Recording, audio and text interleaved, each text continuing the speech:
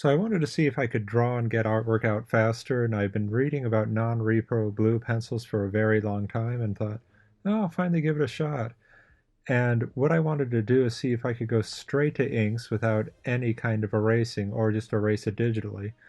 So to test this out, I chose Venom, which is a pretty forgiving character because you can mess around with the proportions a bit. He's very monstrous and things like that. And drawing monsters is pretty forgiving because not only are they fun to draw, but as I said, you can mess around with proportions. And I didn't want to go super detailed with the blue here, just enough to give me some indication. And then I went and threw in shading and things like that. Then when it came to inking, I wanted to black out the larger shapes first using a Pentel pocket brush. And the main thing with your inking, you want to make sure that if you squint, you can still discern what the character is and what the shapes are, what story you're trying to tell. And then I went in with my new Kuretake brush pen, which is now one of my favorite things in the world, to get smoother lines in there and overall do the bulk of the inking and detailing on this piece. But even with that, I knew that it wouldn't be enough, so I would go in later with microns and get some of the finer hatching details in there. All the while, I'm really wondering, is the blue going to work? Like, will it be too similar to the black when I go to try and take it out in Photoshop, where I should have just done it traditionally and erased it? And here's the inked piece. I'm pretty happy with it overall.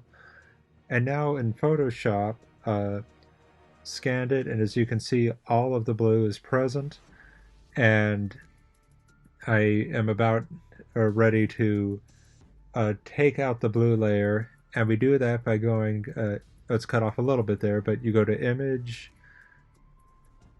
yes, there we go, Image, Black and White, and then from there you pump up the cyan and you pump up the blue, and as you can see, right before your eyes, it erases. And I was delighted. This is going to save me a ton of time in the future, and you too if you want to draw this way. And even in the details with the fine cross hatching, it's still there. Let me continue to not update my operating system. And now you bring it over and look at where you want your darkest area to be. Bring those black levels up, and then you want to match your whites as well.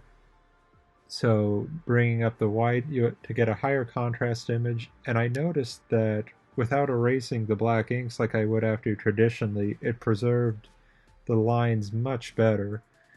And then eventually you can go on to do your coloring with this. Like here's the flat layer that I did, and I just started the shading here. Overall, it's a pretty cool process, and I'm definitely going to be using it to plan out my figures in the future.